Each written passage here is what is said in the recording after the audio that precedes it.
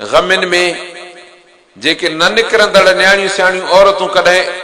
मिटे माइटे शादीअ गमीअ में शरीक थियनि त उते शैतान जूं चेलियूं हिकिड़ियूं मायूं हूंदियूं जेके उन्हनि औरतुनि खे बेपर्दे कराइण, बेपर्दे परावन धारनि मर्दनि जे मुंहुं लॻाइण ऐं उन्हनि जी कोशिश हूंदी त जेतिरो थी सघे त हिननि खे गंद जे खॾ में लाहिजे। हाणे इहो एजेंट तब्दील थियो आहे। इहो जेको शैतान जो एजेंट अॻ में बुछड़ियूं कुराड़ियूं हूंदियूं हुयूं जेके औरतुनि खे ख़राब कंदियूं हुयूं, हाणे उहो एजेंट तब्दील थी वियो आहे। हाणे घणे क़दुरु इल्ला माशा अल्लाह जंहिंखे महफ़ूज़ रखे ऐं जंहिं औरत खे पंहिंजी इज़त आबरू प्यारी आहे उहा नथी रखे, न त उमूमन मोबाइल हर कंहिंजे खीसे में पई आहे ऐं इहो शैतान जो वॾो एजेंट आहे। मर्द जे बारे में चाराना ऐं औरत जे बारे में ॿर पिया बुछड़े करण जो इहो अॻवाणो इमाम आहे। मां तव्हांखे पंहिंजी ॻाल्हि ॿुधायां, अलाए केतिरियूं फोनियूं हिन ते ईंदियूं आहिनि, अजनबी ऐं ओपरियूं। बाबा कम न ई ॻाल्हाइणो, मां वांदो न आहियां, जान छुटी। जॾहिं हिकिड़े मां कुराड़े माण्हूअ वटि अलाए केतिरियूं फोनियूं थियूं अचनि ऐं उन हिकिड़ीअ फोन ते रुगो हा कयो त शैतान जो दरवाज़ो खुले, पोइ ॿियनि वटि छा न घटाईंदो हूंदो शैतान। तंहिंजे करे हाणे इहे शैतान जे फितने जो दरवाज़ो एतिरो आम थी वियो आहे, जेसी ताईं मोमिन औरत पंहिंजे अखियुनि सां क़ुरान ऐं मोहम्मद रसूलुल्लाह सल्लल्लाहु अलैहि वसल्लम जे फरमान मूजिबि जन्नत बि अहिड़ो ईमान रखे जो अखियुनि सां नज़र अचेसि ऐं जहन्नम ऐं उन जे सज़ाउनि ते एतिरो यकीन हुजेसि जो अखियुनि सां नज़र अचेसि, पोइ जॾहिं बाहि अखियुनि सां नज़र ईंदी त पोइ उहो माण्हू पंहिंजो बचाव करे सघंदो। ऐं बचाव करण जे लाइ हिकिड़ो क़ुरान ऐं सुन्नत जो तरीक़ो, अज़वाज मुतहरात जो अखलाक, सहाबियात, ताबइयात, तबअ ताबियात ऐं सालिहात जे अखलाक खे पंहिंजे ज़िंदगीअ जो उसूल बणाइणु ऐं ॿियो अल्लाह खां मदद घुरणु त रब असांजी इज़त आबरू बचाए जाए, अल्लाह असांखे पंहिंजी हिफ़ाज़त में रखजाए, रब असांजो पलव पर्दो कंहिंखे न ॾेखारिजाए। अम्मा फातिमा ज़हरा रज़ी अल्लाह अन्हा जो जॾहिं आख़िरी ज़मानो थो थिए, हुज़ूर सल्लल्लाहु अलैहि वसल्लम जन अम्मा फातिमा ज़हरा खे इहा बिशारत ॾेई विया हा त हे फातिमा, मूंखां पोइ मुंहिंजे ख़ानदान में पहिरियों तूं मूंसां अचे मिलंदीअ, माना दुनिया छॾी ॾिए। हुज़ूर सां जन जे 4 महीननि खां पोइ अम्मा फातिमा ज़हरा वफ़ात कई आहे ग़ालिबन। त अम्मा फातिमा ज़हरा जन उन्हनि गुस्ल फरमायो आहे, फुल तैयारी कई अथऊं ऐं हज़रत अली करम अल्लाह वजू खे वसीयत कयो त अली मुंहिंजो जनाज़ो राति जो ऊंदहि में कढजांइ, जो ज़िंदगीअ में कंहिं मुंहिंजे पेर जो निशान न ॾिठो आहे। अली जीअं मुंहिंजे मैयत ते केरु नज़र विझे चवे त अम्मा फातिमा ज़हरा हीअ खॼी थी वञे, इहा ख़बर कंहिंखे न पवे। ऐं असां लटनि कपड़नि जो नुमाउ करणु, वरी ख़ासि तौर ते जेकॾहिं अॼु असांजे हिन प्रोग्राम में असां जूं न्याणियूं शरीक आहिनि त मां उन्हनि खे हिकिड़ी ॻाल्हि अर्ज़ु कंदुमि त शैतान जेके धोखा ॾींदो आहे, अवां पुराणे ज़माने में ॻाल्हियूं ॿुधियूं हूंदियूं त अॻे चवंदा हुआ त साईं बुर्द फरोश माण्हू हूंदा आहिनि हिकिड़ा जंहिंखे खरकार बि चवंदा हुआ, उहे हितां ॿार चोराए था वञनि। कीअं था चोराए वञनि? चई कॾहिं खट मिठड़ा हूंदा अथनि नशे वारा, कॾहिं ॿी का शइ नशे वारी हूंदी अथनि, उहा माण्हू खे ॾींदा आहिनि, ॿार ॾे खे ॾियनि त वाहे त खा, उहो जो खाए त बसि अखियूं ॿूटिजी वञनि, खणी पंहिंजे बोरे में विझी गॾह ते रखियूं खयूं हलिया वञनि, वञी अलाए किथे कढनि जबलनि में। अल्लाहु अकबर। हाणे असांजे पोयों ईअं शैतान पियो आहे। नालो हमदर्दीअ जो आहे, नालो पर्दे जो आहे, नालो ढकजण ऐं हिफ़ाज़त जो आहे, पर जेके लटा लिबास ऐं पोशाक ऐं उन्हनि जा डिज़ाइन ऐं फैशन आहिनि, जे उन्हनि खे इस्लाम जी अखि सां ॾिसी नज़र रखो त उनखे उघाड़प, बेहयाई, बुछड़ाई खां सवाइ ॿियो नालो न ॾेई सघंदो। कपिड़ा अहिड़ा सोढ़ा जो कपिड़े जो रंग जेकॾहिं न हुजे त इहा ॼण त औरत जो जिस्म आहे, एतिरा सन्हा जो मां सम्झां थो ऐनक जे शीशे मां अञा नज़र थोरी घटि पवंदी आहे, हिन मां वधीक अंदरि नज़र टपे। वरी अञा इन खां ॿियो फितनो बुरको पहिरियल, उन बुरके जे मथां ज़ोर कढ़ायूं ऐं बर्थ थियल, बुरको बि अहिड़ो सेवड़ो जंहिंमें औरत जो पूरो जिस्म पियो नज़र अचे, उन जी कदो कामत पई नज़र अचे। हुज़ूर सल्लल्लाहु अलैहि वसल्लम जन जे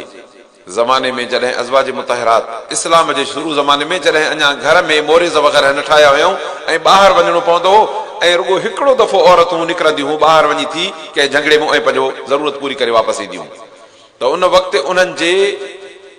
जेको हिजाब परदो पहिरींदियूं हुयूं गिराठ खां वधीक पोयों लड़कंदो हो जेको उन्हनि जे पोयों रंध मिटाईंदो अचे जीअं पेर जो निशान बि हेठि न बीहे ऐं हाणे उहे गिराठियूं त वयूं पर एतिरो सोढ़ो थी वियो आहे जो इहो मां सम्झां थो त एतिरो लिबास सोढ़ो पाइण बि वॾी बेहयाई थींदी ऐं उहो बुरको सोढ़ो एतिरो पाए ऐं औरत निकिरे ऐं पोइ कहिड़ी ढकियल थी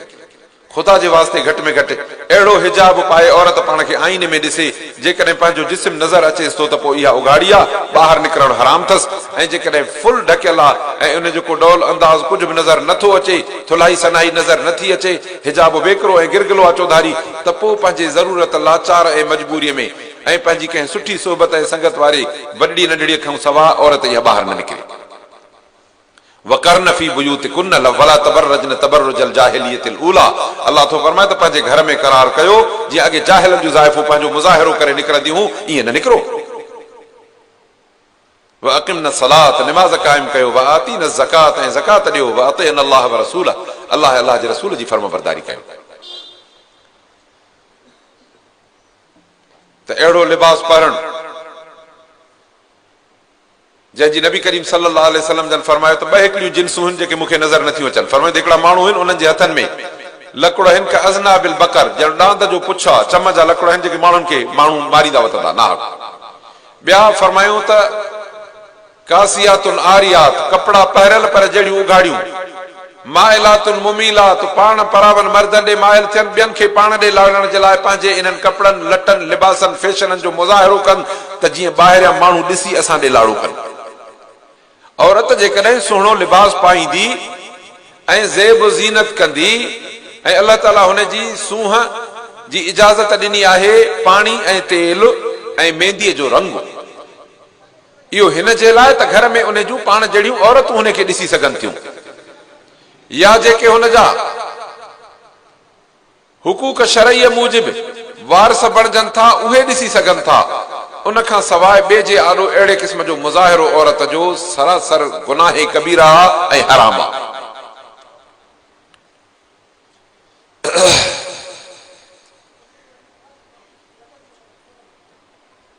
पोइ जेकॾहिं अहिड़ो अंदाज़ ॿाहिरि करे निकिरे मां हिकिड़ो सुवाल पुछंदुमि ऐं मुंहिंजी न्याणियूं भेनर अदड़ियूं उहे सुवाल हिक हिक पाण खां पुछे त जेकॾहिं का औरत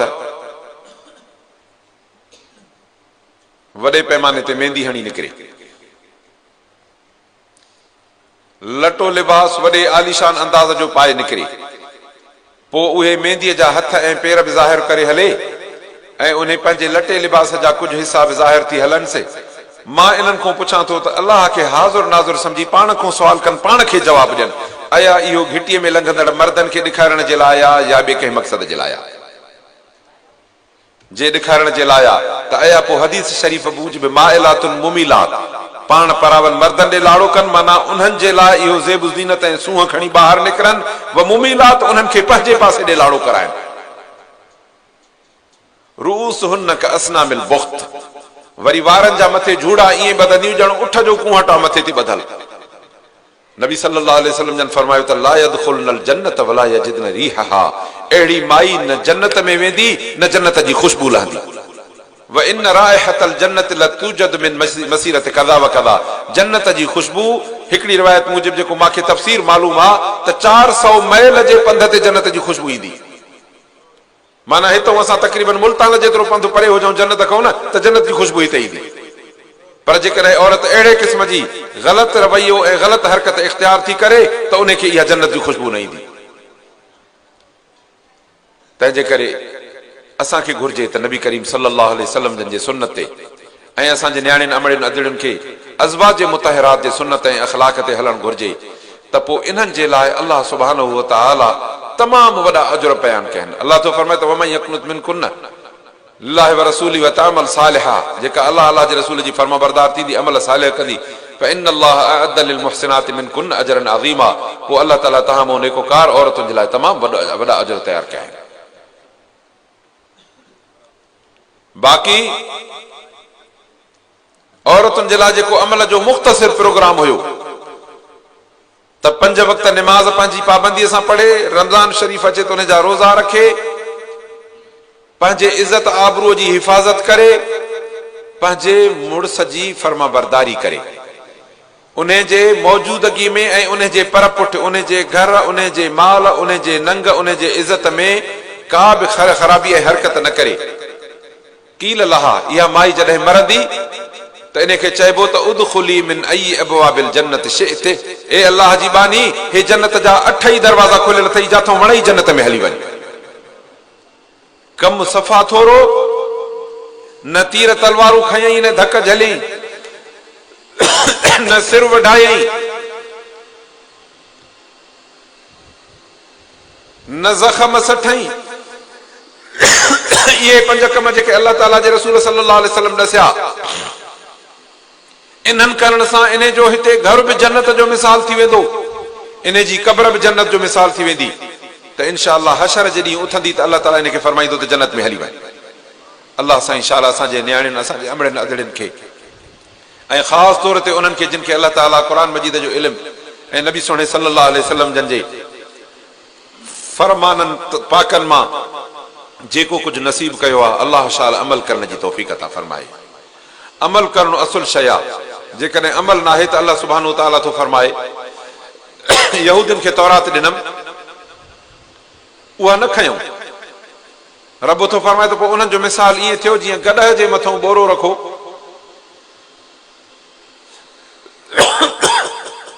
गॾह जे मथां बोरो रखबो आहे, उन में कॾहिं सिरूं पियल हूंदियूं आहिनि, कॾहिं मिटी पियल हूंदी आहे, कॾहिं बजरी ऐं वारी पियल हूंदी आहे, पर हिकिड़ो दफ़ो इन गॾह जे मथां बोरो किताबनि जो भरे रखो, दीनी किताब। गॾह खे फ़र्क़ु पवंदो त सिरूं आहिनि की न किताब आहिनि, साॻी ॻाल्हि आहे। अल्लाह थो फरमाए त असांजा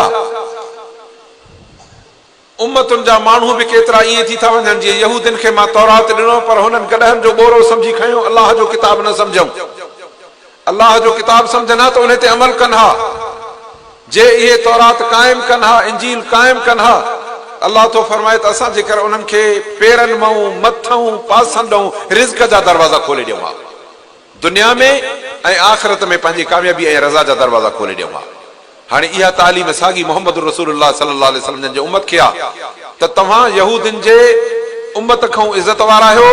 तव्हांजो नबी 1.25 लख नबियनि खां इज़त वारो आहे, तव्हांजे नबीअ जूं बीबियूं सगोरियूं उम्महातुल मोमिनीन आहिनि। इहो अहिड़ो शरफ़ आहे जो असां जेकॾहिं इन शरफ़ खे अपनाईंदासीं ऐं खणंदासीं, ऐं जेको अल्लाह ताला असांखे क़ुरान ऐं हदीस जो इल्मु ॾिनो आहे, इन ते अमल कयोसीं त अल्लाह ताला इन्हनि इबादत गुज़ार औरतुनि जे लाइ वॾा दर्जा बणाया आहिनि। ऐं जेकॾहिं न,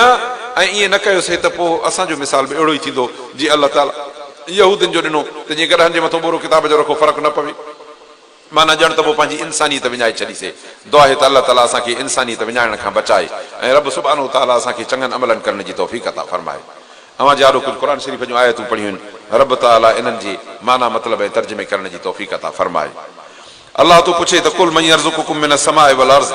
दुनिया में लालच न कजो, ॿुधायो त तव्हांखे ज़मीन आसमान में रिज़्क़ केरु ॾींदो आहे, ॿुधायो त तव्हांजे कननि ऐं अखियुनि जो मालिक केरु आहे, ॿुधायो त मुअल मां जीअरे खे केरु कढंदो आहे, ॿुधायो त जीअरे मां मुअल खे केरु कढंदो आहे, ॿुधायो त सॼी काइनात जो हे मामिलो सिज चंड केरु थो हलाए। जवाबु ईंदो त अल्लाह। अल्लाह तो फरमाए त फकुल अफला तत्तकून, पोइ इन रब खां डिॼो कोन था। अल्लाह पंहिंजो ख़ौफ़ नसीब फरमाए। फज़ालिकुमुल्लाह रब्बुकुमुल हक़, इहो ई तव्हांजो अल्लाह सचो रब अथव। फमाज़ा बादल हक़ इल्ला ज़लाल, हक़ खां पोइ ॿियो कुझु बि कोन्हे, गुमराही आहे। फअन्ना तुसरफून, तव्हां काॾे था फिरो। कज़ालिक हक़त कलिमतु रब्बिका अलल लज़ीना फ़सक़ू, अल्लाह तो फरमाए त तुंहिंजे रब जे अज़ाब जो अखर साबित थी वियो उन्हनि जे मथां जिन गुनाह कया, त अन्नहुम ला युमिनून, इहे बेईमान आहिनि ऐं इन्हनि जे मथां अल्लाह जो अज़ाब ईंदो ई ईंदो। चवेनि त अल्लाह खां सवाइ ॿियो को तव्हांजो शरीक आहे जेको ख़ल्क़ खे पैदा करे पोइ वरी मौल खे जीआरे।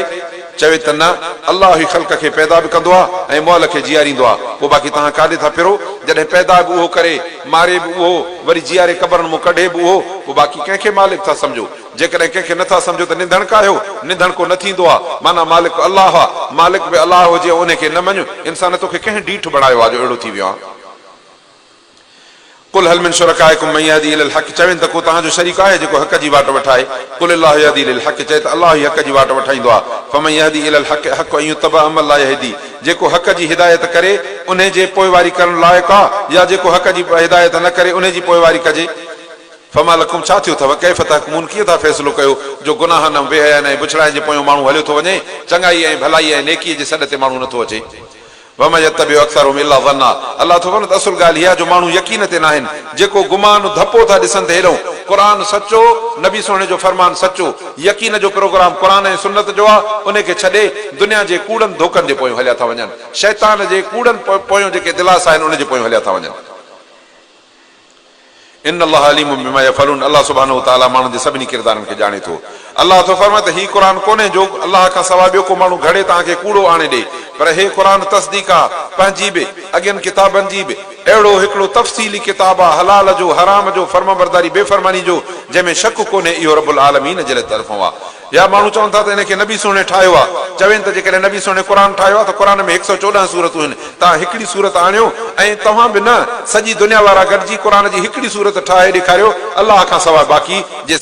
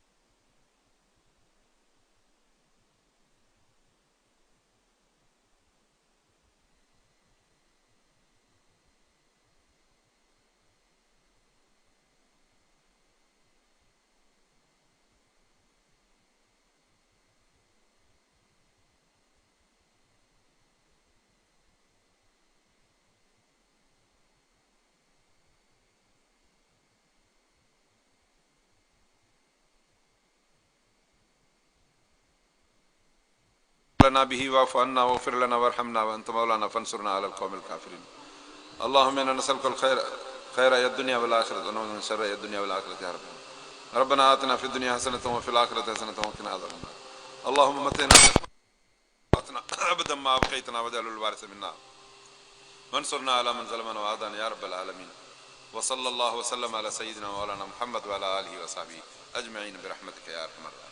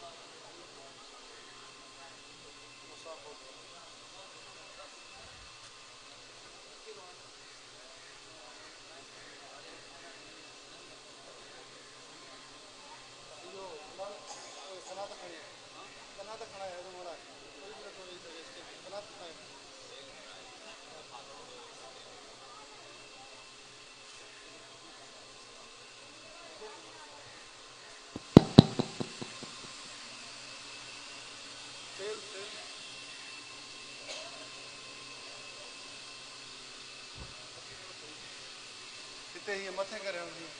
टंगराए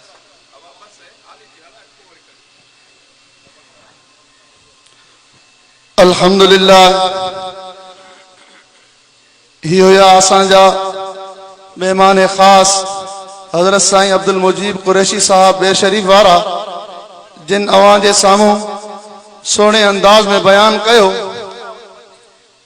अल्हम्दुलिल्लाह अज तवां जे हिन गोठ मलिया में दस्तार फजीलत जो ही जलसो मुनाकिद थी रहो आहे,